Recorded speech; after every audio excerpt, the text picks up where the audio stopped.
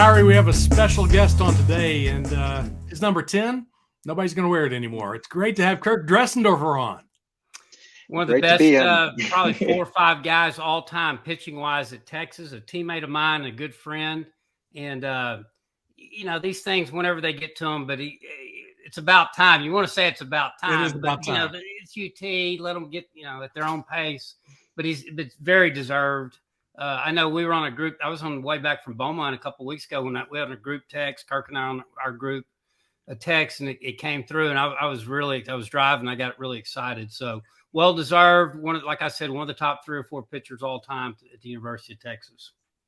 No, great to be with you guys. Really appreciate it. It is a big honor, and it has been a while, but it's one of those things that out of your control, and you're happy for all the guys. It's a tough job. You've only had how many great players, Lowery we played with before us, after us. I mean, absolutely. Picking a few guys to bestow this honor on is it's not easy. I mean, that's well said. Yeah. And that's what I was so long-winded. I mean, That's tough. That's tough. But you were one that we thought would be a no-brainer. And we'll get into your numbers and all that later. But, hey, it's done now and you're in and we're all excited. I know our group's very excited about this. No, it's, I don't know, anytime you get any individual accolades, it's, you were with me, as a team, you don't win games in a team sport alone. And I was blessed to play with some great ball players. And, I think when we were there, we all felt you tried to keep it going, right? That was your job when you were wearing the burnt orange. And gosh, all those guys that came before us, set the bar really, really high. And, so this is I don't know, you get mixed emotions with individual awards because I don't know if everybody, gets the credit they deserve getting you where you're at. And it's definitely a big effort from a lot of folks. So, Dress, is this something that you've been waiting for, hoping for? Maybe you thought it was in the works. Tell us the process of how this all started. It really kind of wasn't in the radar. And, I guess it started a few months ago with Coach Pierce texted me and said, hey, we have this deal we do with the young players to get the kind of a history lesson for guys that came before them. And he said, Charlie Hurley's coming in from USC and I've assigned him to you, and he's going to reach out and interview you and ask you some questions about your career and, give some advice. And he's going to put a PowerPoint presentation together, and we'd like you to come to the dish and be part of it. And I said, sure. I think I was, I said, I was going to be out in San Angelo watching my son play some fall ball. And I said, I'll be in, I'll come in Saturday night or Sunday morning early and drive straight to the stadium. And so Charlie went through his presentation, which I thought was great. I'm kind of glad they didn't do that back in our day because, it would have been tough back then putting a PowerPoint presentation and stand in front of your peers, especially as a newcomer and, going through it. It's a little nerve wracking. And as Charlie finished up his presentation, which he did an awesome job on, it was a little bit of Q&A there. And then Coach Pierce surprised me with the announcement, and it took it a while for me for it to register. I didn't wait a minute, my number's going to be retired. That was, so it was a great honor, big surprise. It kind of, like I said, it was a well-kept secret. I know Zeke and Moreland and, some other folks knew about it for a while and had to kind of keep it under wraps. So, once it was announced, they were like, whew, pressure's off me not spilling the beans. So is that what we've become, this historical research thing? I mean, it's unbelievable. Yeah, exactly. Exactly. Who's this old guy coming in here? Telling you how it was back in the day. Hey, you're Simon Dressendorfer. I thought he was 20. No, man, he's pushing 50, mid-50s, baby. Come on. Yeah. Oh man. But especially today's game. Tell me about those complete games. We don't do that very much anymore, you know. That's right. Yeah. I originally, when Cass Osterman, obviously one of the great athletes in any sport, when she got here and everybody was raving about her, because for people that might not keep up with baseball and softball, it's pretty normal in softball for your main pitcher to throw like 80% of the innings. I'm thinking in baseball, it's about, if you're really a dude, 25%. I'm like, well, Dressendorfer was Cat before Cat. So I started calling him Cat Dressendorfer every time I saw him. Do about 80% of our innings. I mean, so anyway. Softball still kind of follows the old school baseball mentality. Yeah, it's not as taxing on the arm. Yeah. So, Dress, let's talk about how, when you started in 1988 at Texas, what the expectations were. I know you expected a lot, but did people expect as much from you? Because I think Eric Stone was the proverbial ace, I think, that year, right. for a no-hitter. But did that kind of propel you, inspire you to match him and win those 15 games? It started a little bit, and David can talk a little bit about this after our fall, and we scrimmaged quite a bit. And one of the reasons I really wanted to go to UT is you were going to get an opportunity to play. We scrimmaged every day, 20 innings. That's right. And, I think I had north of 100 innings in the fall. Wow. And, so you had the ball in your hand, and it was an opportunity to over and over to kind of show Coach Gus and the coaching staff what you had. So at the fall, we had our kind of fall break and expectations, our meetings with the coaches, and Coach Gus kind of laid out there that I think I went like 8-6 in the fall. And he's like, you can do much better than this. You need to. Oh, he had data on everything we ever did. You go to the restaurant, he knew. Like, he had it all. Oh, absolutely. So he kind of set that bar. He told me, if you don't go 14-2, we're going to have a conversation after the season about next year. And I kind of laughed. I was thinking, well, because back in the day, it was pretty common that a lot of folks were getting told, "Here's you can stay, but we prefer we recommend you go to a junior college, go play there, and come back." Right. That was probably the majority of our first year players. Yeah. And I didn't know if that was in the cards for me, that conversation, because, like I said, I had a decent fall, but I didn't have a great fall. I had runs where I had, good streaks, but so setting the bar at 14-2, I kind of laughed. My reaction was, I told him, I said, I just went 8-2 in high school, and I was all state.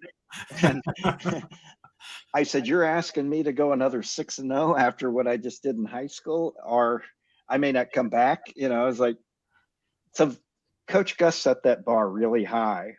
And to your point, we had Eric Stone, who led the way, and we had a really healthy, good, he was a junior. He had been to Lamar and Seminole Junior College. So he was a veteran, and he had great stuff, and he was very competitive. So we had a lot of internal competition. And I love Stoney, talk to him all the time. He would never be shy about letting me know my place, and I wasn't as good as him. And I was going to be chasing, which was perfect. We competed almost as hard against each other in the locker room than we did on the field. He always set the bar high, and I was always coming in behind him trying to match what he did. So it was trying to one up him or match. Yeah. Oh yeah. And we did that all season long. That can be healthy. That can be very healthy on a team. It really, if it's handled in the proper, fun, competitive way where it doesn't get to blows and stuff like that. That can be a healthy thing. Same thing with hitter. My dad will tell you to this day that Eric Stone should have been the first team All-American. I should have been the second team All-American that first year. He'll tell you. And you were there. Lowery, he took the Friday night games. I got the first game, the 7-inning games, my entire freshman year, and that's a different. Which I learned my second and third year, my sophomore and junior year. Going head-to-head Friday nights is a different animal. Yeah. And not only do you got to go, you have to go head-to-head against the other team's best, but you have to, in a 3-game series, you have to get off on, it's almost like 2 losses. Yeah. If you use your ace and you get beat, that's devastating, and starting Right. off a 3-game series with a loss. So Stoney took a lot of that, and really, you know, I told him and I thanked him. I texted him when this came out. He congratulated me. I said, you know, I wouldn't be doing this with you know, without you pushing me. You know, you know, Gus pushed us, but you know, Stoney pushed me hard, and you know, I appreciate it. And in today's world, I think a lot of people don't realize, because everyone plays Sunday games now, they don't realize how doubleheaders worked on Saturdays back then. Well, and that's absolutely, you know, it was, you know, Stoney going Friday night and most of the time going 9 innings, and then I would do the 7-inning game, and then he and I would arm wrestle who would close the third game out, you know, and depending on how he felt versus I felt. And we had a lot of interesting conversation when Coach Gus would send both of us down there in the, you know, the 6th inning of the final game, the third game, and we'd be arguing who was healthier and who threw less pitches and who should go ahead and close this one out, you know. So Dress, how many saves did you have in your career? Gosh, you know, I'd have to look back. I want to say I always had probably 3 to 5, 6 around there each year. Yeah. Each season. Yeah. You know, Coach Gus would probably tell you if he was here, I blew a couple, which he remember, you know, I remember blowing one against Rice, ended up getting the win, you know, the old blood sucking win. Yeah. You know, so, but yeah, it was, you know, you learn not only close games, but you learn to be a reliever and a closer at the same time. You know, but how important was Clint Thomas? Oh, I'm glad. Clint was, you know, I know I talked about Stoney, but you know, Clint was, he was in the battles with us, you know, and each year was a different mental challenge, adjusting to your role and expectations. And you know, the seasons always ebb and flow and take on their life of their own. And you know, Clint was always there, whether it was my freshman year, and I think especially, and I think Coach Pierce wanted me to kind of touch on this with the players in the locker room this year. A lot of new guys, a lot of new faces, trying to adjust quickly to playing in an environment with the expectations of being at the dish and with, you know, Texas on the front of your jersey. Clint was amazing to me, knowing what to say at the right time. You know, I think, and Lowery, you can, you know, you had Coach Gus who pushed us hard. You had Coach Bethea who was kind of the good cop and was, you know, put your arm around you. That's a great way to put it. You know, and you had Clint who was kind of in between there, and he read you well. He knew when to push you and when to just have a heart-to-heart conversation with you and get your mind right. When to get on you and when to put his arm around. Yeah, right. No, and that's not an easy thing. And you know, and I think Clint had a really good way of communicating, not only mechanically but more the mental game. I learned more of the mental game and how to pitch to hitters. You know, we called our own pitches back then, and Clint and I spent a lot of time, you know, and he would do it in a way that was positive and teaching wise. You know, why'd you throw that pitcher? Hey, you know who you have coming up, you know, and it would be 2 or 3 innings ahead of, and this is how you need to work the next 2 or 3 innings. You know, whether, you know, my pitch count was getting high, you need to go, you know, he was a master at that kind of in-game just strategy, and he knew me, you know, as a pitcher and a person so well that he knew when to kind of calm me down and when to kind of, you need to conserve a little bit here because, you know, it could be tight in the 7th, 8th, and 9th, and you're going to have this, you know, these are the situations you're going to have coming up. So Clint had me always prepared to manage really the game and especially the end of the game. How much did losing to Cal, not making it to the College World Series, inspire you, motivate you for '89? You know, it was huge. I was so devastated, Mike. You know, Stoney kind of went down with some injuries at the end, and you know, I didn't have my best game against New Orleans. I started, you know, hindsight's always 20/20, and you know, Coach Gus got on me pretty good. You know, I tried to tell him, because I think my first start in regionals, I got knocked out like in the fourth inning. And I had, I'd gone probably a lot of 10 straight complete games before then. So it was, hey, what are you nervous? What's, we need you to step up. So it was, I said, I'm throwing good pitches. I'm executing. I said, I don't know who those guys are, but gosh, they can hit, and next thing you know, it's Ted Wood and that's Brian when Traxler. New Orleans was still a factor. Oh. They were a player back then. They were. Oh, yeah. Ted Wood and Brian Traxler went on to be pretty good big league players, Yeah. So the pitches I was throwing, it wasn't I was scared. It wasn't I was making bad pitches. These guys were hitting good pitches, and I knew the difference between the two. And so I was in this role of being out there almost every game. And gosh, you talk about the highs and the highs. I remember, beating, Michigan, pitching like the last 3 or 4, and with the crowd going crazy, and I forget the left-handed hitter, their big outfielder that was a first-round pick for the Patriots receiver, big lefty, punch him out the backdoor slider. You go eat, lunch with my parents at Grandy's down the street, and you're back, a few hours later with the season in the balance against Cal, and infield hit here, when go ahead run scores, and Brian Johnson hits that line drive. We went from thinking we were going to the World Series to a line drive double play where season's over. I was devastated. I felt the weight of the world.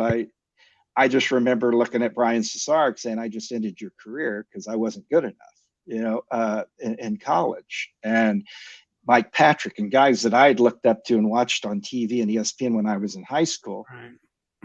I felt the responsibility. I wasn't good enough to get us to the World Series. So, as far as motivating, I waited a whole year to get back to the regionals. And there was nothing very determined. And I was like, I don't want to go through that again. And it worked out the, sophomore year. And, but it took me a long time to get over that. I mean, I went to Cape Cod and played summer ball, and I felt like I was in a funk for probably a month after that. Wow. Yeah. Cause I just took it so personal. Yeah. But it was tough. It was a tough one. I figured it was. And then 89, you come back, but the Aggies get all the glory during the regular season. And I know you hate the fact that Byington hit that home run. That probably had to be one of your worst moments ever. But then you are immaculate in the postseason. You were unstoppable. Yeah, it's funny because I've watched the documentary they did with, Ben McDonald and LSU, and they talk about that 89 season, and they talk about, that was one of their best teams. And of course, the highlight and kind of their apex was going and beating the Aggies at College Station to go to the World Series, where we ended up facing them.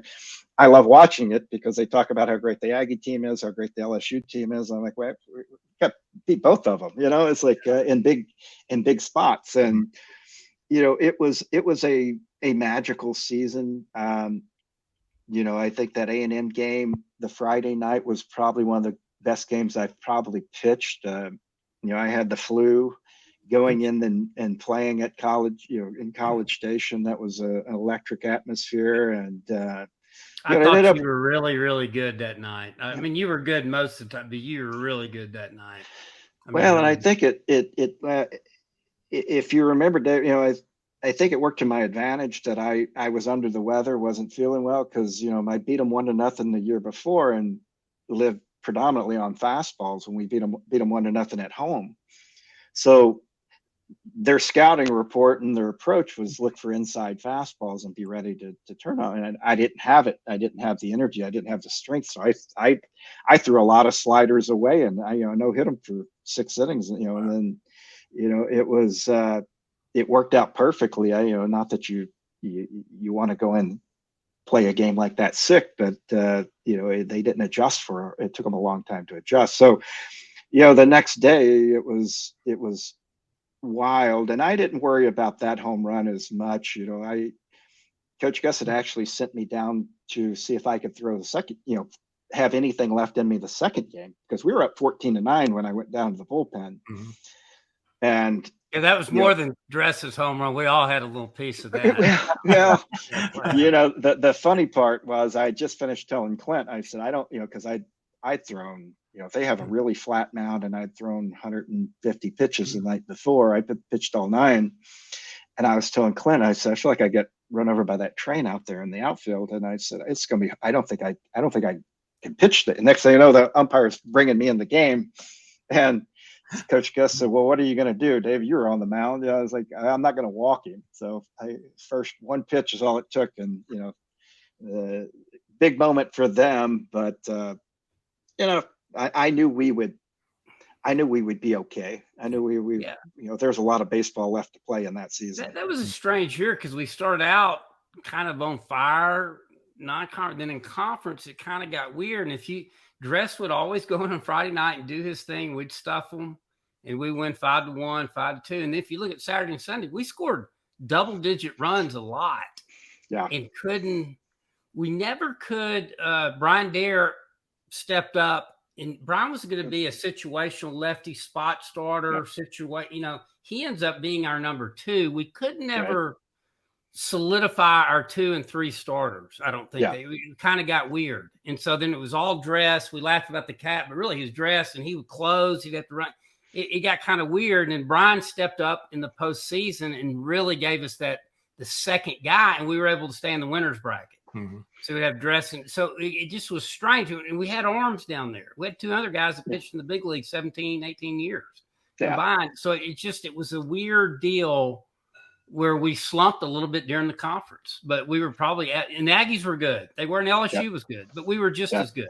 And, we proved that in the end. Yes. So. Well, and you remember, that season in particular – it was tough. I think we had the most losses in school history at one point, up through, and we were used to winning conference, and I think we came in 3rd. Right. And I think, all of that brought us together really closely as a team. I know we had a lot of conversations, a lot of player meetings, and we didn't give up on each other. It's like you said, we were going to try to find a way. We competed well. Yes. I think we had a lot of guys that just like to go out there and play. And I think we just all felt the sense, just get us, that's the beautiful thing about baseball. Just get us into the postseason. Any given game, let's just see what, it was almost like we didn't have the pressure on us. No, I agree with that. It was like, what the hell? They were already bashing us. Let's just let it fly.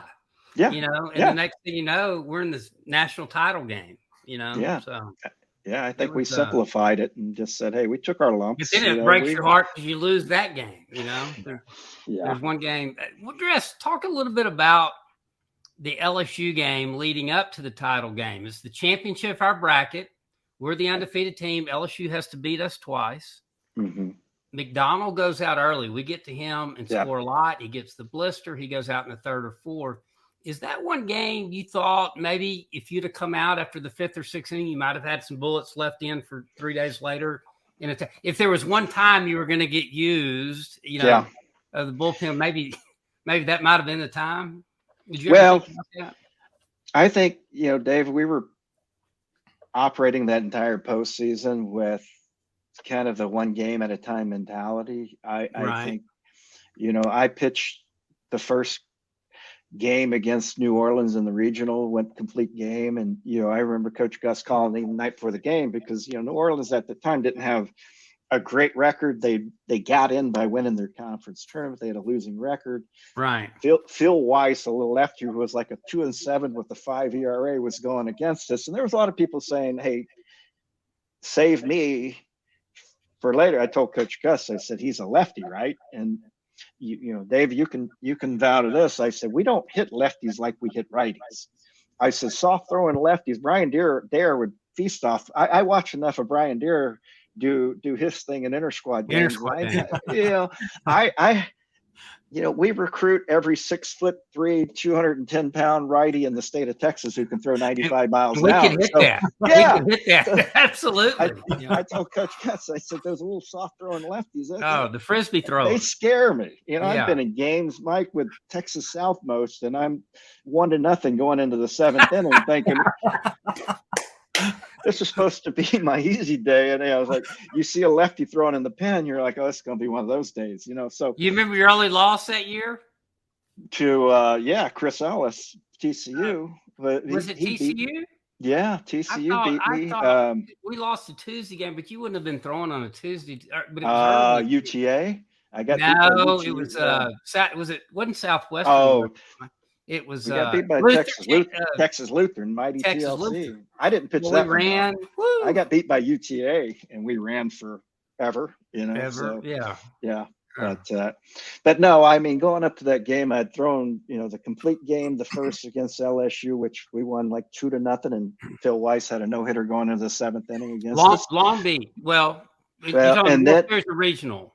The regional. So and then 2 days later had another complete game against LSU, and then went first game in Omaha against Long Beach was another complete game. No, LSU was in Omaha with us that year. Yeah, that's what I'm saying. The first game, so the two against New Orleans, regionals, home, but then I had the first was one. In there somewhere. We had USC. Oh, that was in our regional. The regional, correct. Mm-hmm. So I had already gone through like 3 complete games, and I remember we were in the winners bracket. It's crazy.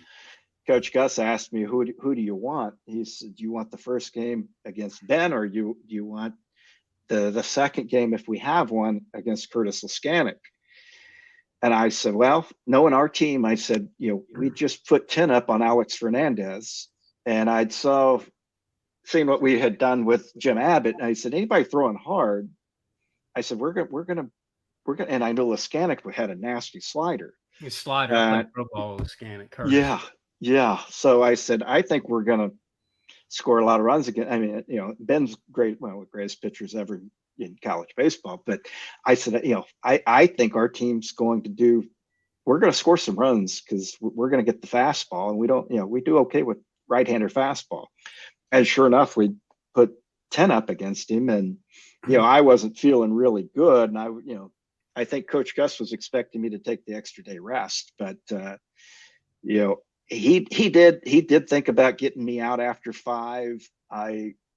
I told him I wanted to go probably another inning or so, and kind of make sure we were good. And then I went 7, but I was probably going to. He asked me to start kind of loosening up in the 2nd or 3rd inning against Wichita State. And really, and my back had hurt. Was hurting so bad. My shoulder was hurting so bad. I told Gus, I said, I'd rather wait till after 5, and if we tie it, I'm in. If we tie it or go ahead, I'm good.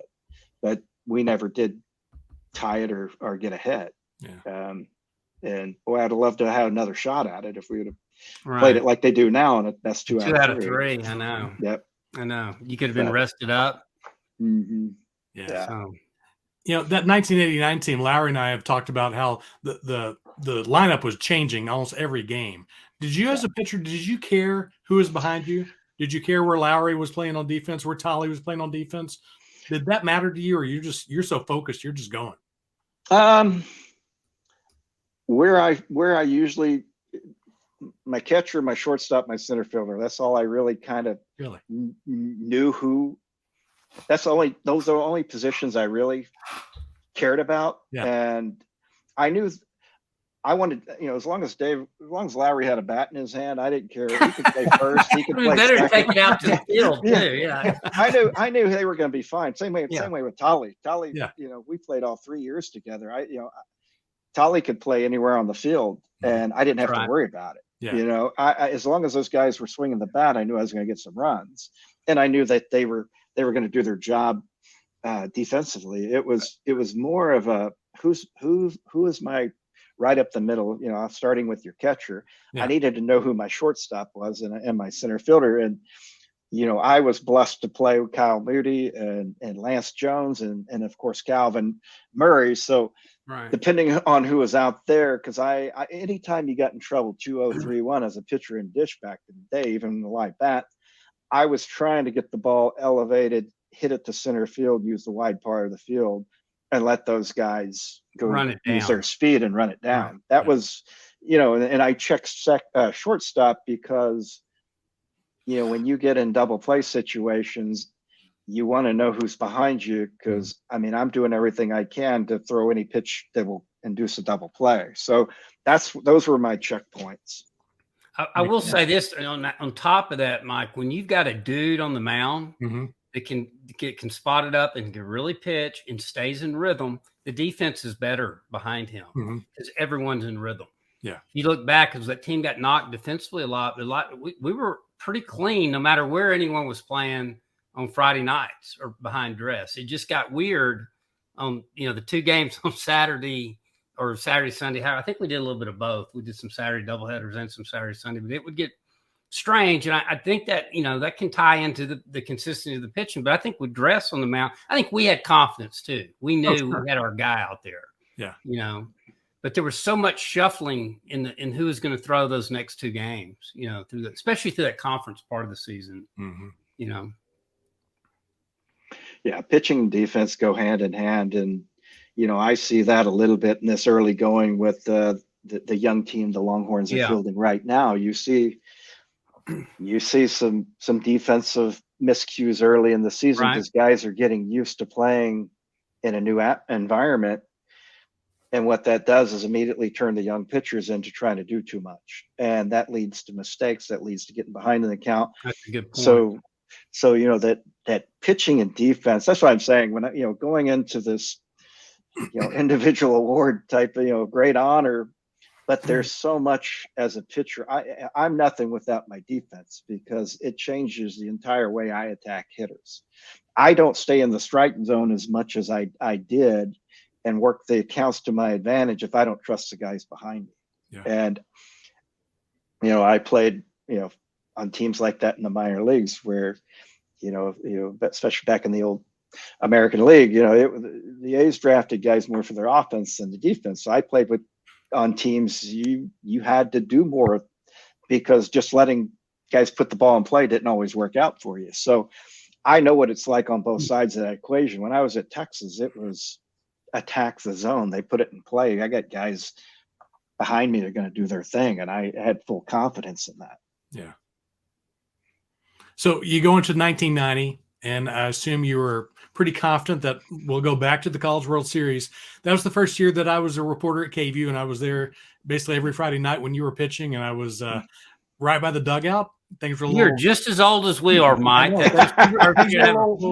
Things were a little more lax back then. Audience, so do not be on the edge fooled of the by this dugout. right here. He's older than me. I was on the edge of the dugout talking with Mike Bradley the entire game every Friday night, and I saw your interaction with Gus the entire season. And when you were having trouble, I guess you should say, back wise, shoulder wise, because you're such a competitor, you did not want to come out.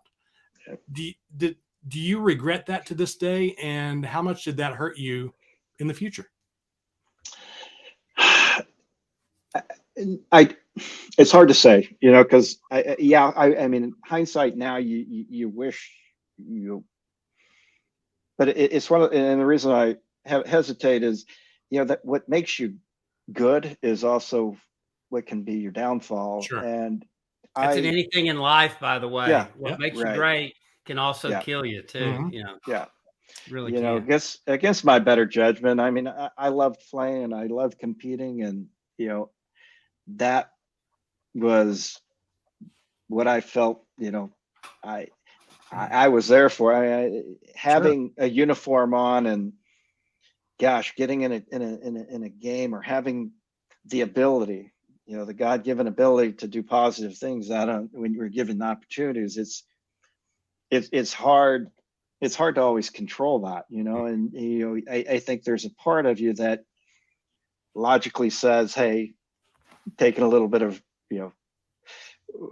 a break here or there, would have probably given me a longer pro career or healthier pro career. But gosh, when you're in the moment, and I give Coach Harmon a lot of credit. Coach Harmon came in that year, and that was the first thing he really emphasized with Coach Gus.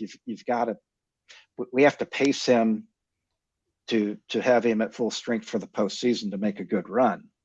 And Coach Harmon really pushed that hard. And at the same time, it was hard not being in those competitive situations, especially, if you'd gone 9 on Friday and you're trying to compete for a conference title, and you just need to close out a game or two on Saturday, and you have that ability to do it, it's hard not to just, fight through, get the adrenaline going, and just go help the team. Yeah. I think looking back and going through 4 shoulder surgeries afterwards, I would say, that's, there's part of me that wishes I would have had a pro career healthy and see what I could have done at the pro level. But gosh, we had a lot of fun, and you got mad at me once or twice because I would be in there going, bro, don't go back out there. No, we got 15 more dudes that throw 95. Clint can go figure, make them figure. Yeah. And but you're competitive. You aren't mad at me, but you were just saying, no, I'm going, blah, blah, blah. And I go, man, just rest, just shut it down. We'll be all right. But that, I can remember that. And that's because if you do stay healthy that year, you probably catch Wortham. It's a stat thing. And you're kind of proud of stats, but it's not the end all. But you were head at pace for 50 wins in 3 years. Where Richard had a great career, but he did it in 4. You were going to do it in 3. Yeah. So. Yeah.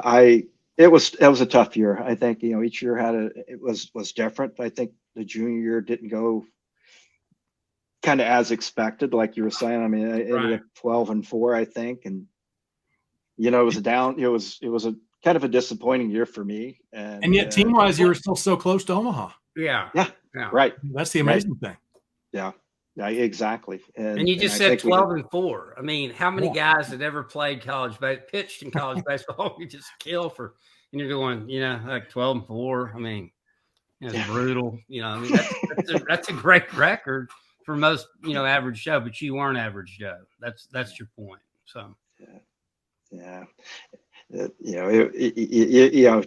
Hindsight gives you some perspective you didn't have when you were 18 to 20 years old. And, sure. Now I don't know, I get it. I get going to games and seeing starters go 4, 5, 6 innings and, get a standing ovation coming out. And I there's still part of me that goes, hey, you're just getting warmed up, it's like, but I also understand that, you're using the pen, and, you have guys that, they use more of that bullpen than they used to. And it wasn't just Coach Gus, it was across college baseball. That's the way it was. That's the way it was. Yeah. You relied on probably 3 or 4 horses in all the big programs. Kirk, I look at today's game and I'm thinking somewhere in between. You know what I mean? Like, if the dude's cruising, he's at 70, 80 pitches in 6, 8. Let's see if he can run it on out. That's fine. Now, if he's getting on up pitch count, now that's why you have a setup and closer. That's fine. Right. Now it's just like it's in the big league or something. Boy, it's 6th inning. They're getting those dudes out of there. It's kind of like, well, bro, this is college. That hurt us too last year because at the end we needed to extend those guys, and those guys weren't used to throwing 7+ innings, and I think they got worn down. There's a balance. You can get worn down from throwing too much, and you get worn down by not throwing enough. Right. Well, and it's that's part of what I talked to some of those. They were asking me about throwing complete games and how did you prepare for it? And I said, you went in, you had to have a strategy. As a starting pitcher, I knew I wanted to attack guys inside fastballs the first 3 innings. I didn't want to throw a breaking ball until I had to. They didn't want to throw a changeup till I had to. I said the middle innings were, trying to get guys to hit the first or second pitch. Then you started flipping in breaking balls, trying to get quick outs to conserve pitches. And then 7, 8, and 9 was just closer mode and empty the tank and see what you had. But, you're right. Now you talk about, big league pitchers, and very few of them, they always show the stats, this is their batting average, opponent's batting average against after the 3rd, 4th time. Well, if you're not going in expecting to face a guy at the 3rd, 4th time, you're going to empty the tank the 1st or 2nd at bat. So that's interesting. It's a whole different strategy, of what your, the expectations of you are. So you're saying you pitch to contact the first 3 innings a lot, try to minimize your pitch count when possible. Well, I tried to throw as many inside fastballs just to get them aware, get hitters cheating on the inside fastball, so I could get them the next time, maybe even 2 times out was slow down, change ups or sliders down the way, get them to roll over early in the count. You know, I did not want strikeouts in the middle innings. I wanted quick outs. I wanted 6-3, 4-3 all day long in the middle. And then, you know, 7, 8, 9 was just going to be, you know, whatever you have left, pitching, whatever the situation dictated. Were you always like that? Did you change as a pitcher from high school to the pros and, you know, along the way, or were you always the same? You know, in high school, the funny thing, and I give my high school coach a lot of credit for this. You know, I played at Pearland High School, and we had a lot of good, you know, really good baseball area. And my junior year, you know, I would go into a lot of tight games, 1-0, 2-1, and I blew like 2 games in a row, trying too hard, trying to do too much, closing a game out with a 1-run lead.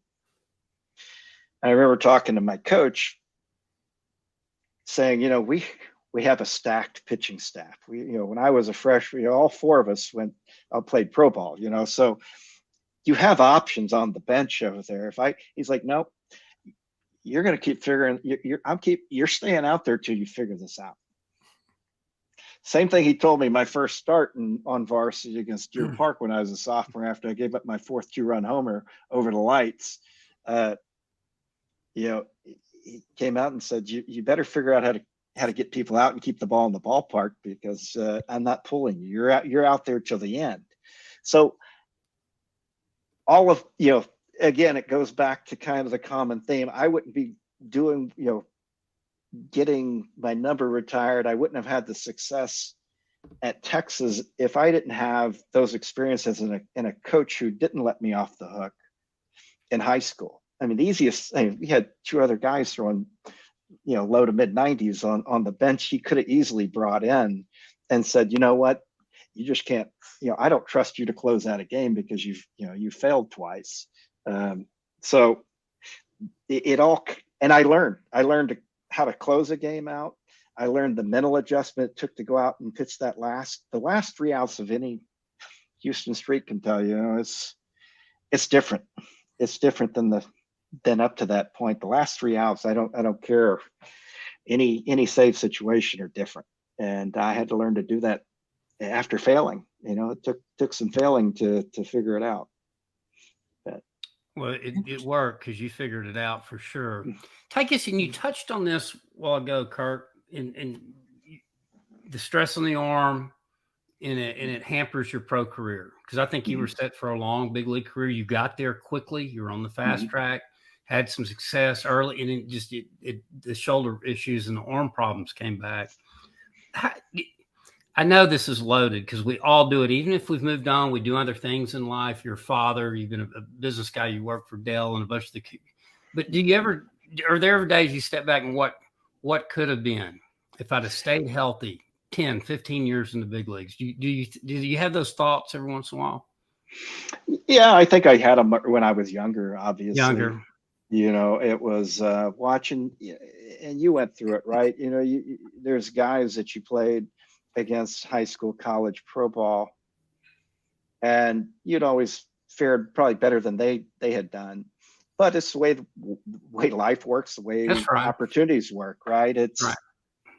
You know, you're happy for their success, but you see them sign big contracts, and you know, it's it would have been nice, but at the same time, I think deep down, and it's always, I've never been unwavering in believing in God's plan for you. You know, I always looked at it as, this isn't the path God chose for me. And, you know, it's not my job to always understand the challenges and adversity, but I look at it as maybe he's saving me from something, you know, and putting me right exactly where I need to be.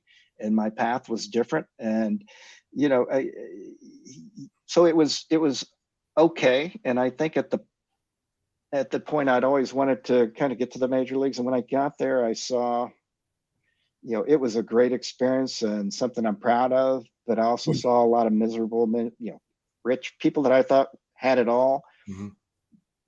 Their problems didn't all go away. There's a lot of miserable millionaires. There's a lot of people with a ton of stress, and, you know, it's just like anything. It's a great opportunity, but it wasn't the path for me. So I tried to use the gifts I had to go move on and move on with my life and be a father, be around my kids, and help other kids coach in baseball, which you've done as well. And, you contribute in other ways. Well said, Kirk. Well said. Great attitude. Great attitude. Yeah. But let's hit on your Oakland A's days. And did the fact that you were one of the proverbial 4 aces that got drafted that year, did that help because the pressure wasn't on as much? It's funny because, I think going into that draft, I think the only team I didn't want to get drafted by was the Oakland A's because they had gone to the World Series for 3 straight years, and we're a loaded team. And back then we were the New York Yankees or the Houston Astros of today in Los Angeles. We were the traveling circus. We had Hall of Fame players at every position, and so.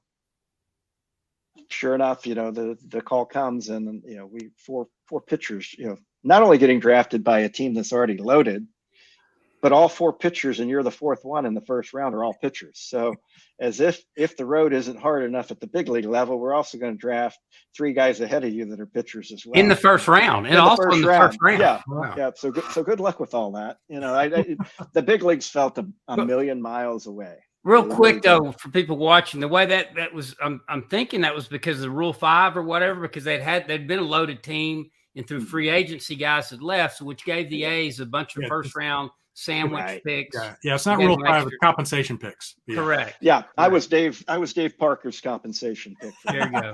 Yep. Well, no, that's an interesting tidbit of history. A lot of people don't know how that works exactly. That's cool. Yep. Yeah. So then it's 1991, and you're barely out of UT. You've been gone for half a season in the majors. And I'll never forget, I got to tell you my story about it, is that I contacted the San Francisco ABC affiliate, working for an ABC station. And because I saw that you were probably going to make the big leagues. And I said, if you happen to get an interview, can you send it to me? And they said, yeah, sure. But if we do, we'll send it to you. And I don't know what day it was. It's around opening day. And our news director comes in, small little lady, and she comes in almost screaming because it's contest day. There were only 4 contests a day a year, and this was one of the contest day where you could win best newscast or best sportscast or best weathercast. And it's best sportscast. Y'all better have a great sportscast. And I'm kind of sitting around because there's not much going on. Baseball season for UT is kind of slow right now. I was like, oh, okay. And all of a sudden I look, and the mail guy comes in, and he's got a tape. And it's from the San Francisco station, and they had interviewed live Kirk Dressendorfer during the newscast 1 or 2 days before, and now here it is. I put together a story, and Hugh Lewis was the main sports guy at the time. He runs that story at 6, and we win best sportscast, I think. There you go. I'll never forget getting that late interview with you. That's perfect. Glad that's outstanding. Barnes, I'm surprised you don't have that interview all ready to run. you love to throw in those splice clips. That is actually a fun one for you to have, actually. That had to be fun for you, though, making the opening day roster basically your first full year. It was quite a ride.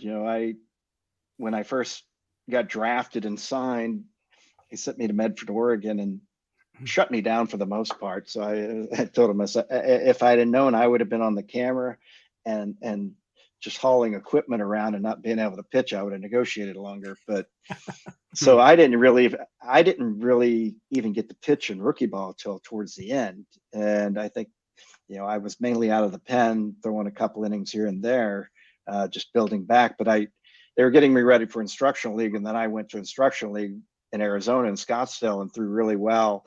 Was MVP of instructional league. I think it was funny because I used to pair up against Pedro Martinez. Probably out of my 9 starts, I think 5 or 6 of them were on Saturday mornings against Pedro when he was with the Dodgers. So I used to tell him, I don't know if we're this good or we're just getting the pitch on Saturday morning after everybody's gone out Friday night. But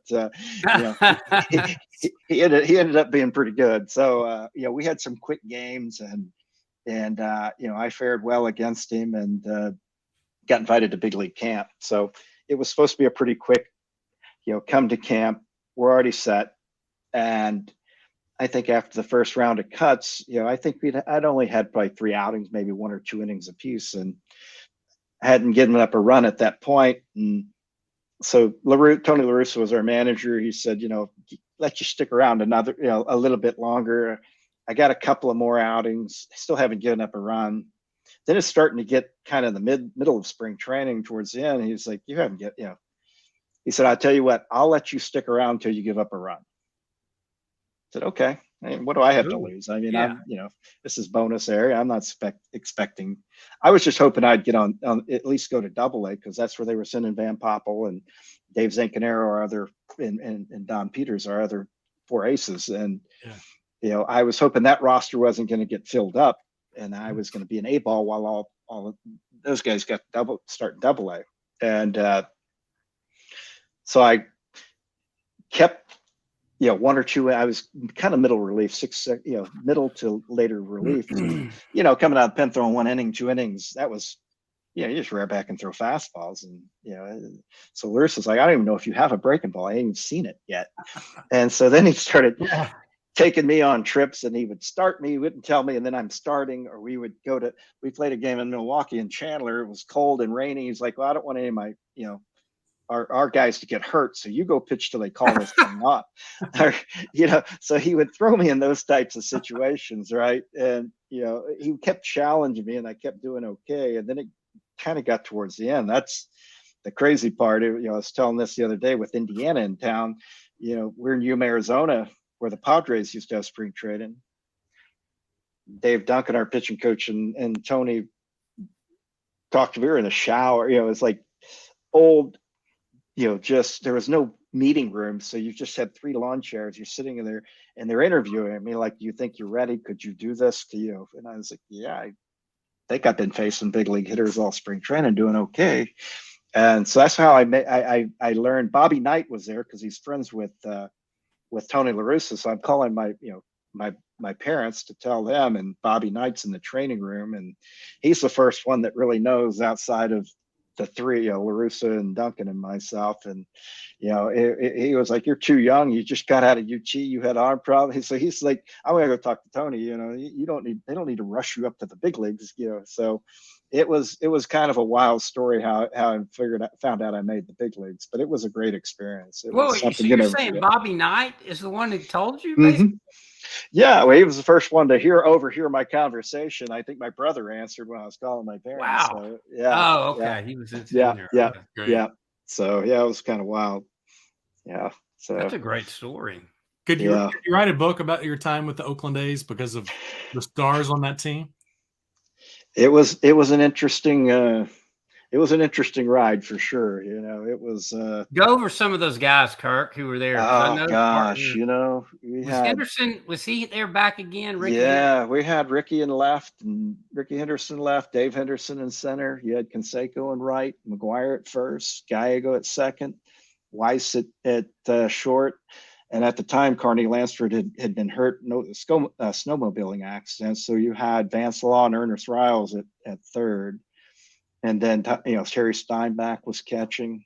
Wow. And Jamie Quirk was the backup. And then you had, of course, Eckersley was our closer. Mm-hmm. Dave Stewart was our ace. And, you had Bobby Welch. And, it was Mike Moore and Eric Chow. And, we had guys all over the place. Yeah, and, Willie Wilson was our 4th outfielder.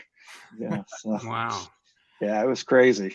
Crazy amount of time. Andre Robertson has got the best Ricky Henderson stories. I don't know if you've ever watched it. Oh, he loves Ricky, but he tells their time in New York together. It's great. I mean, it really is funny.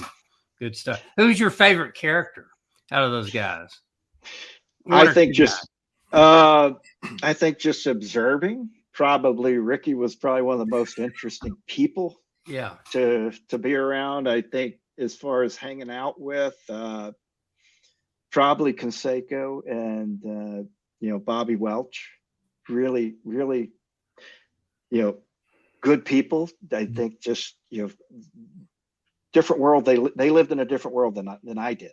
And yeah, And all as a of them were rookie, really you good. kind of you were probably you kept quiet a lot and spoke if spoken to and all that. How was Stewart? I thought that guy was a great pitcher, but Oh, how man. was he to be around as a young guy and him an older guy? He was amazing.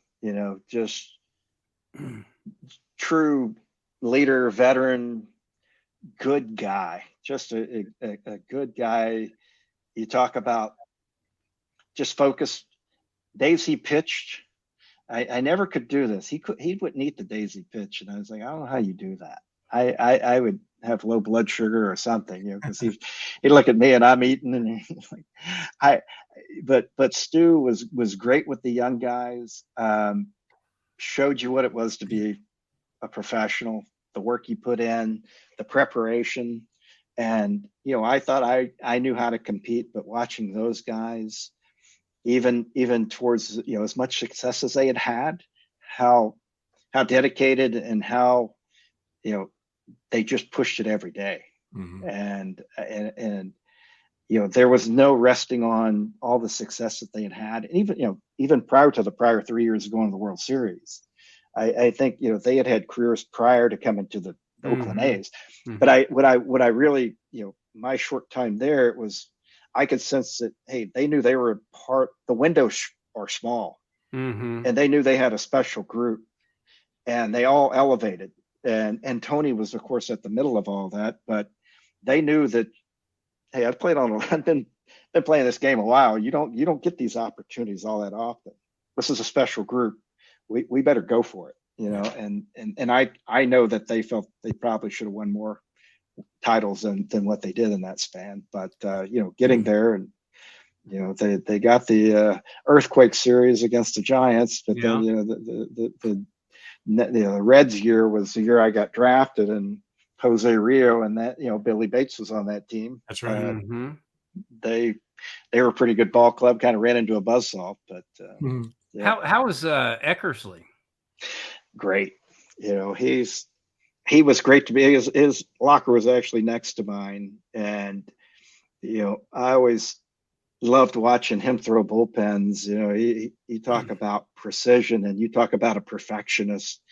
If he would miss by 2 inches, he would be so mad at himself. He's just like, these guys showed me that you take it to a different level when you want to be successful for any period of time at the major league level. And they were just wired different, and you could see it. And not only the way they performed in games, but the way, playing catch. Everything they did was, just super intense. You had to kind of pick and choose who you played catch with, because you couldn't throw it around. You had to be, what are you doing? Are you not paying attention? You're not trying to get anything out of this. What are you doing? Right. So Eckersley was great, and I always told him, because he would get so intense and worked up, and I used to tell him, I said, you're not giving me making me feel any better that you're 20 years into this thing, and you're more nervous before going into a game than I am, and I'm new to the league. He's like, you get but that adrenaline and learning how to channel it, it's amazing to see those guys as much success as they had. It never changes. They just know how to channel it and deal with it and funnel it on night in and night out basis, year in and year out at a high level. It was amazing to watch. Yeah, Eckersley always had that big league flow. He had that look and that style, the leg kick, and whipped it from down here, could run it and cut it. That's he just had that style and that panache, about him. So oh yeah. They were known for their offense with the Bass brothers, but Dave Duncan got a lot of credit for turning pitchers around, so to speak, with what he did with Stewart, with Bobby Welch, with Eckersley. They had so many great pitchers for so long. Did he do anything with you? I know you weren't there for very long, but did he try to alter anything at all with the way you pitched? Dunk had I would say that he was, his big pitch he learned from, I think, Roger Craig, was a split finger. And he was big on teaching that. I had small hands. I tried it. And actually, the first split finger, you're like this give you how well my game was going against the California Angels back then in Anaheim Stadium. First time I ever threw a split finger pitch was, I believe it was Gary Gaetti. And, Lowery, it's not good when, you put down all, your fast, the 4 pitches you've been throwing your entire life and none of them sound good. And you're like, well, why not the 5th option that you've never thrown before? Something wrong with that decision-making process. But I threw it, and it was like a slow slider that he popped up. Probably hadn't seen a pitch that bad since Little League. But, Dunk was very, good at teaching the split finger. We had a lot of guys who threw the split finger. I think I was a 4-seam fastball, breaking ball changeup guy that wasn't exactly kind of his style. I was more probably Tony's style of pitcher. So, I think I kind of hovered in there, and I think I was more Tony's choice than Dunk's at sometimes, just because of the way I pitched in my repertoire. But he was good to me. I just don't think I was. We had other options. Mold of what he I didn't fit the mold of what Dunk was really wanting to teach and do. Which is fair, but I'm thinking, dude, you could spot it up with the best of them. You and Street, playing with you and then coaching Street, you guys, everybody talks about talent and all this kind of all that, dude. You guys could spot it up. You guys could throw that fastball on the black, and Houston could throw that slider right on the black at the shins, unhittable. When you want, I remember one game you didn't have your curveball that day, and you just looked at the hitter and you looked at Prather and you go, and you gave the fastball sign like, I'm just scrapping it here. Hit it if you can, and and you could spot it up. You go in, out, up, down. You raise his eye level. I mean, to me, that's what made you successful, is your ability to throw it where you wanted it. And I think Houston too, in a lot of ways, you guys were very similar in that way. You had great competitiveness and very good stuff, but I think that the biggest thing is you could spot that thing, and I think that's so important. It's not emphasized enough, especially in this day of age. Everybody throws 106. Oh yeah. Well, what is that? I mean, they have to work in the hitter going in. Nobody does that anymore. They just come out there throwing as hard as they can, like you said, just full max tilt. So. Yeah, and I think that's what Tony used to say. He's like, I've never seen a pitcher throw he said, you use your fastball as 4 pitches in 4 quadrants. Absolutely. And I guess watching pitching today, I think Lance Lynn is probably as close to, he has a little more sink, but I think he throws upwards 80+% fastballs, and that's unheard of today. And I would probably be, I don't know if it's 80%, but I was probably up around that percentage of relying on my fastball. That's a great way to LaRussa put it. You used your fastballs 4 different pitches just by spotting it, and you had movement and all that. And you would challenge hitters too. We laughed about some of the home runs you given up. You talked about some of that. A lot of that's because you weren't scared. You were coming right at them, and every once in a while they got you.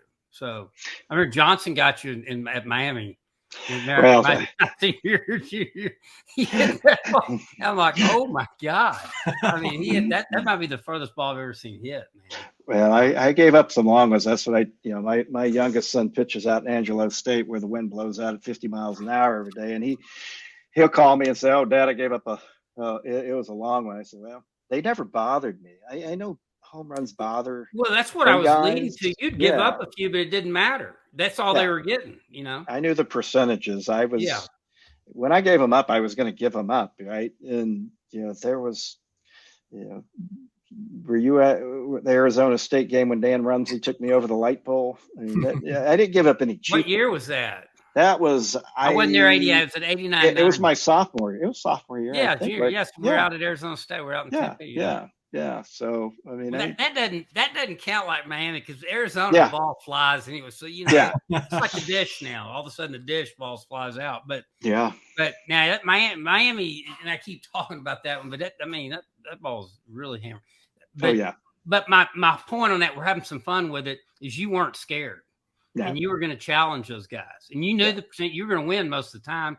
And usually when they hit them, there was no one else on base because you weren't walking people. And that young players don't walk people. That's the big deal. So if they do hit one, get right back at it, and they score 1 or 2 that game, and you end up winning the game. So, yeah, I remember, I guess it was sophomore year, and I remember Kirk Bowles in my locker after the game, and he said, "Well, congratulations." I said, "What'd I do?" And he said, "That's the first game." And I think I'd given up home runs in 7 or 8, which I think, I don't know if you keep an official stat on that, but he said, "You broke your home run streak." And I said, "Well, it had to happen sooner or later." But, I like you said, if they were 1 or 2, 1-run homer, a couple of solo shots, I didn't care. I didn't, it hurt you. Yeah. I didn't throw too many shutouts, but, I wasn't going to beat myself. Right. But you did throw complete games. I mean, a lot of them. Yeah. A lot of them.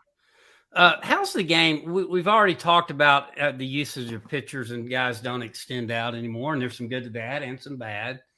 But how's the game changed? Just watching it, both the big league game. Now you see the college game changing. And you can talk not just about the pitching, the hitting. To me, it's not the big league game's not as fun to watch. I mean, it's more like home run derby a little bit now. Yeah. It's kind of weird. Like you don't have like guys like me or like Dykstra or Pete Rose. You just got 9 guys trying to launch up there. That you do. Yeah, and we used to face some teams like that. You could go back and the Oklahoma State teams of the day with even before we got there, and when I played with a lot of those guys, and they played for the long ball, and we faced those guys, and I knew it more than likely, and this is me personally, I think it's the easiest game to pitch in because for the most part, you're going to throw fastballs above the hands, which is the easiest pitch as a pitcher to throw and control. That's easy. That comes out naturally. The hard part is fighting to get it down or on the corners, but you're just throwing the ball above hands as hard as you can. I mean, it was going to be one of those 12 to 15 strikeout games, and you're going to give up 2 or 3 home runs and hope they were solo shots, and you're probably going to, be in a dogfight. They're going to get you every now and then. And I think that's what a lot of the game is today. I see, I enjoy the handful of guys that I really, the Max Scherzers, the Verlanders, the guys that can still, Zach Greinke. There's a handful of guys when they pitch, you watch because they know they're going to be in there 6, 7, 8, 9 innings, and they're going to be pitching. They're going to be setting guys up. They're going to pitch. Throw. They're not just going to rear back and throw. Right. So it's still fun to watch. It's just a different game. It's noticeably different. It is. You see, I'm in awe of, just the physical talent, but at the same time, I think that's not what guys are getting paid to do anymore. Mm-hmm. It's just, you're getting rewarded with spin rate and velocity. It's just every pitch is max effort. Go as hard as you can for a short period of time, and we'll get somebody else in there. And the computer will tell us when to take you out. Right. Right. I mean, it's kind of weird like that. Yeah. So some of the nuance, the skill of the game is missing, both offensively, pitching. Yeah. Well, you remember batting, right? As a pitcher, when you have somebody like you at the plate with 2 strikes, it's still going to be a dogfight. It's a dogfight. Yeah. You're going to foul off pitches. You're going to shoot the other way. You're still trying for a base hit. These guys, it's still, there's no approach change, right? There's no difference between 0-2 and 2-0. Yes. And we're going to get deep. Tulo and I were having this conversation the other day about there's a difference, just like you throwing a complete game every game, and then these guys only throwing 6 innings. There's somewhere in between. Some of the years in pro ball where I didn't change with 2 strikes. I mean, I still didn't want to strike out. If there's a situation to get a guy home, I would choke and poke a little more. But you are more power productive. Yeah. If you keep that same what you're talking about with 2 strikes, just hey, I'm going to protect, but I'm going to cut it loose. I'm not going to be in choke and poke mode. And there's a balance there too, and there's a situational aspect to it. Yeah. If we need that run late in the game, we're going to put that so much in play right there. If it's a man on first and we need a gapper, then I'm gonna, if I as a manager, I can live with a strikeout with a guy right there. I want him still cutting it loose, trying to hit that with some juice there. So and it was, talking about the guys, the home run teams that were built for the long ball back then. The opposite of that was what I'd call kind of the West Coast offense team, the Pepperdines and the UCLA come in. I mean, they're trying to get that leadoff run every inning, 7 out of 9. They're going to have a guy on third base with 2 outs, and they're hoping half those times somebody can get a single, scratch out a hit. And that's you're going to come out of there with 5 strikeouts maybe, and you're probably going to give up 9 hits, and you better have one walk or less, because if you put people on base in addition to the singles and the base runners they're putting on, you're in trouble. But it was the pressure of always having a runner on third base with 2 outs, and they're hoping they can that was Augie. Augie got that. Yeah, I mean, I was watching. Remember when he first got here, Mike? He didn't have the first 2 years great teams. No, not at all. First 3 years, really. Yeah, he would be with 1 out with position player. He'd be bunting them some bitches to second like he was a National League pitcher. And it's amazing how many times he'd bunt him 1 out, there'd be 2 outs, the guy would say, and somebody would get a 220 guy would get a hit. The next hit would score. He understood, Kirk, what you're talking about. Yeah. Yes. Moving those runners. Now with Gus, we stole the base, then bunted out.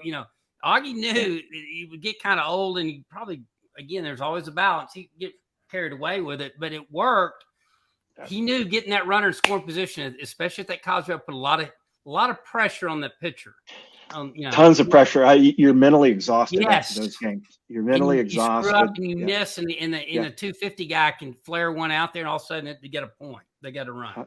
And he was 100%. The master at it. He really was. And Gus, in his own way, was the master of stealing the base, moving on, and then we'd hit ground balls and get them home from third.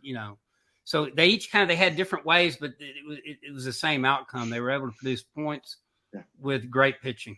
And that was the key. You remember on that turf, the last thing you want to see was runner on 2 and that ball just chopped down on the turf, and you're like, oh, I like seeing it. Are you? I know. I didn't. I was like, that's all they had to do. And George kept the dirt up the front of home plate. That was harder than the AstroTurf. That thing might be, come out like a sacrifice fly that bounced. I mean, that thing might go so high. So Dress, the movie Moneyball, did that appeal to you more because you knew some of the people like Grady in the movie? The real person, I should say. Oh yeah, that was all my old group, right? Yeah. And it did, me personally, Billy Bain was our advanced scout, pro scout when I was in the big leagues, and we got to spend a lot of time. I could either read through his report that he printed out, or we could go grab dinner, drinks when I got into town, and so I got to spend some time with Billy, and we talked about some of these things and philosophy. So knowing Billy, Grady was my first manager in pro ball. Mm-hmm. Eric Kubota, who got the scouting director, he's their scouting director now. He was the first person I met in Oakland. He was an intern out of Cal, and he picked Curtis Shaw, who was our second round pick out of Kansas, up at the airport in the old van. All these guys up and down that movie were, I go way back with them, still, keep in touch with a lot of them when I can. But, it was being kind of seeing, before all this kind of came about, just seeing these thoughts kind of, Billy was, you could see the wheels churning, and I give Sandy Alderson a lot of credit. Sandy was our GM back then, now the president of the New York Mets. But Sandy believed in Billy and put him in that GM, gave him that opportunity early. And Oakland was always kind of on. I would say even with Tony. Tony was very finding every competitive way for an advantage, and always looking at matchups and looking at the data. It wasn't so. Billy, I think, was in that environment a lot with some, Sandy's, Harvard lawyer, Marine sergeant, and there was a lot of very, very intelligent, smart people in that locker room. Tony's a lawyer. you've got people trying to use all of their intellect and brain power to find competitive advantage. So I think it was the perfect atmosphere for something like Moneyball and somebody like Billy to kind of thrive in. And so it was a good movie. You also saw the other side of it, because you also know that their pitching staff was pretty good with Mulder and Zito, and I was there when Miguel Tejada came over and was probably 140-pound 17-year-old from the Dominican. So the scouting department did a lot of that, had attributed to a lot of that success as well. So it was a good balance. I mean, the movie shows more of the analytics part of it, but their core came from some pretty good drafts, right? Yeah. But you've touched on a little bit. I got a couple more things, but talk about your son, coaching your son. You say he's at San Angelo State. I know you're proud of him, and then coaching in general, doing some coaching. How did you look at that? How was that different from playing? I mean, just kind of go through that experience.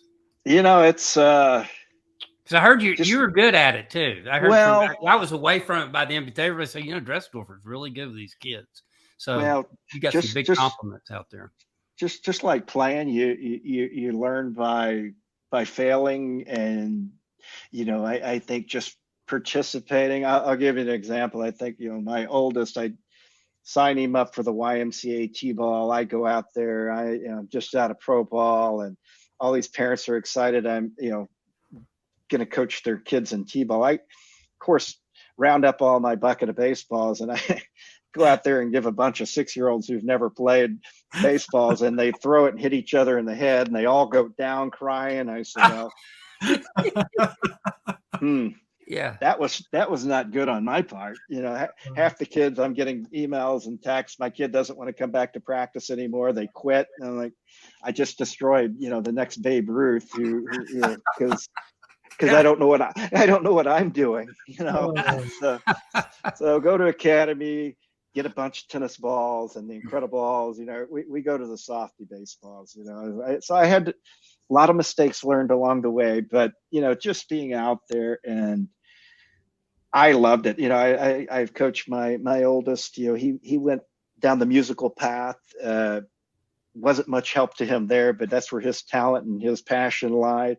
So I was, Round Rock High School, I was a band parent, and I enjoyed every minute of it. My daughter was, coached softball and soccer. The Ryan boys and I, you talk about really learning coaching. Go coach all different sports, even the ones you don't know much about, and that really is a humbling process, right? So. Reed and Reese and I and Jeff Goen coaching the girls in softball, it's a whole different animal, right? I think my shins are still recovering from those days of trying to catch a fast pitch softball. But, coaching your own kids, especially when I got to baseball. So by the time I got to the Wings and Coach Ellison, I had honed my craft after making a lot of mistakes and, doing girls soccer and softball and T-ball, and, soccer was a whole different, I should have never been allowed to coach soccer, but, it's like a prison sentence or something. It was a great experience. I enjoyed, I think when your own child gets kind of in the teen years, coaching them became harder. So I try to, talk to Coach Ellison and say, hey, I'll coach, but the days he's pitching, I'm tired of going out there and having the conversations. I was the same way as a pitcher. I wouldn't want my dad. I didn't want anybody talking to me coming out to the mound. So, we worked it out later when he got older. Scott Ruffcorn would, help out, and some of the other coaches, George Hauser, would go out there and, talk to him and play pitching coach. So I didn't have to be dad and coach to my own kid, and that worked out much better in the teen years. But wouldn't trade it for the world. Just being in the dugout, being in practices and doing, we drove all over the country sometime, just that time that you don't get back. And now that the kids are all out of the house, I mean, that's what you go back to. And How nervous were you? How nervous are you watching your son pitch? I used to watch Street, Hodo. Doesn't matter how good a player, good athlete you are.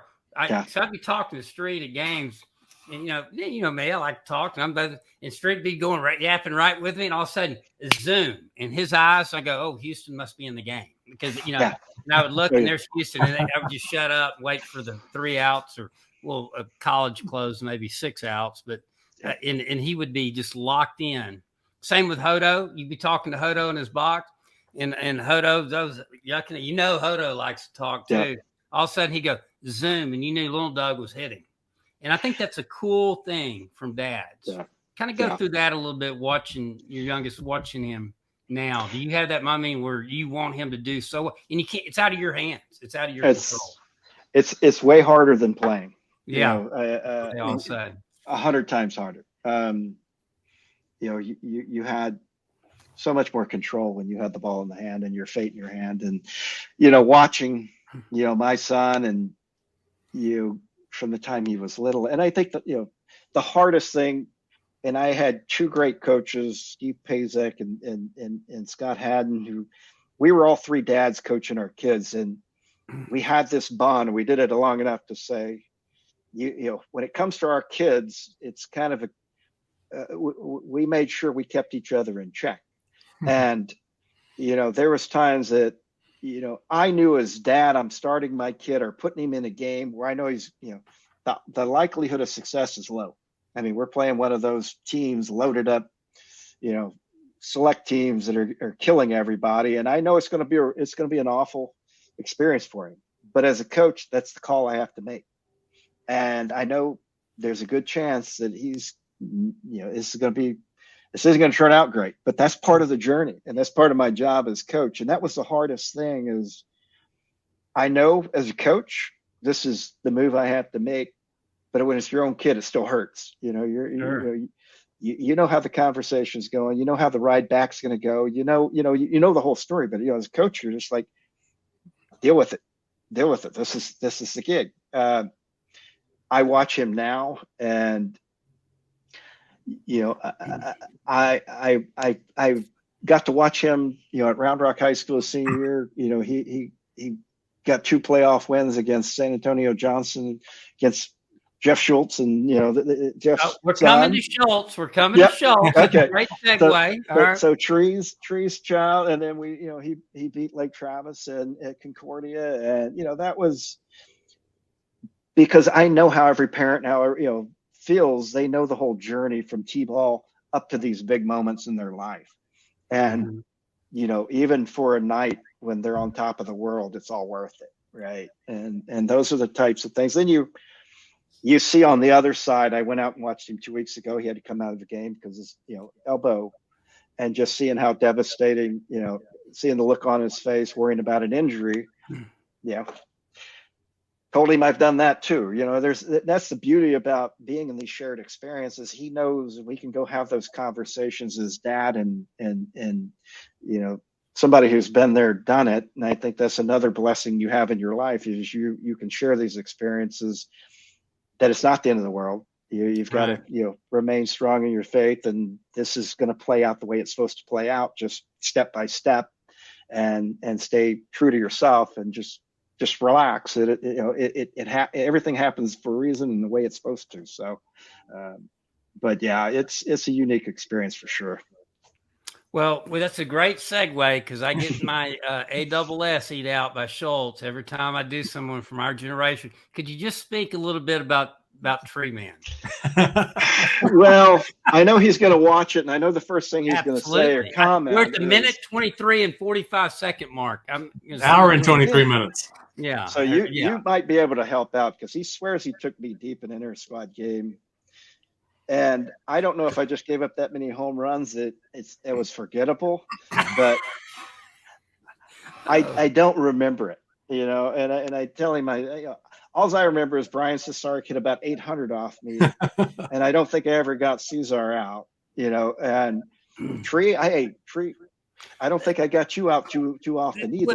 Well, one, by the time I got there, we went at it early, but you didn't have, you had already made your proved your mark. You weren't pitching. We didn't want you throwing in the fall because we wanted you resting because you were going to be, Kirk Dressendorfer. So you didn't need to throw in the fall anymore. But yeah, we did face each other that first, in the fall of '88 quite a bit. And you were a guy, you were going to get a fastball, just get it on. I mean, I like that. But back to Tree, we're laughing about Tree, and Tree, for people that don't know, Schultz is one of the funniest guys, best teammates you'll ever be around. But the guy's a pretty good player. He's a really good player. So I don't know. He's talking about the home run or whatever, and that may or may not be true with Schultz. You never know with him. But that's how you could push bunt or drag, I guess, left-handed as good as anybody. He was a steady Eddie player, and him and Butch had a great platoon out there in right field that year. They both had big years and really big to that '89 club. Yeah. He interned with me back in '90. That's right. I remember that for a few years. Yeah. And he loved to talk about his success against Ben McDonald and LSU and against Miami. Alex Fernandez. Alex Fernandez. He never bragged about hitting off a dress, though. Never did.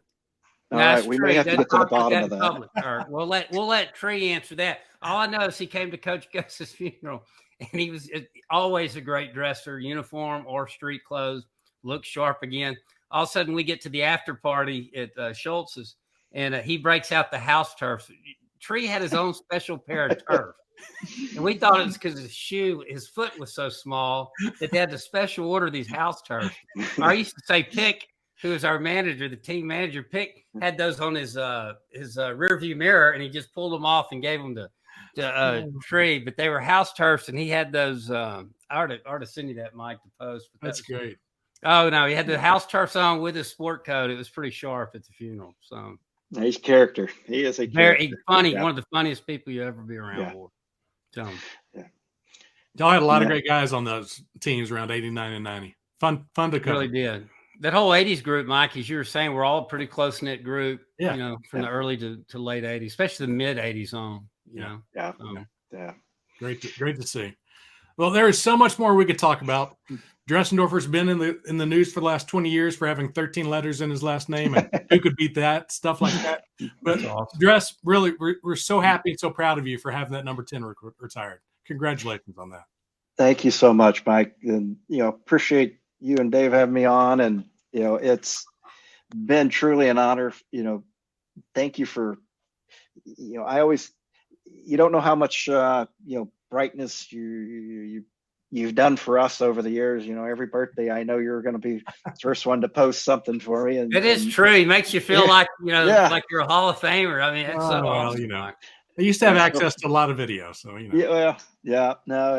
just have really enjoyed and appreciate your friendships over the year, and you guys are special to me. So thank you for having me on, and look forward to celebrating on March 25th. It's going to be a huge day and huge honor.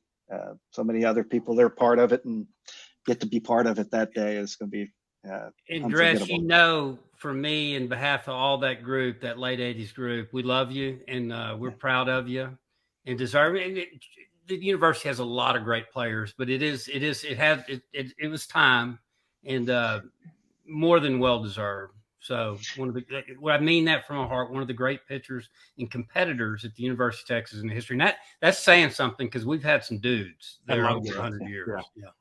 Number 10 in your program, number 1 in your heart, Kirk Dressendorfer. Don't forget Jeff Schultz. Don't forget Tree, baby. That's right. There you go. Thank you, Dress. We appreciate it. Well, thank you, guys. Have a good night. I appreciate it.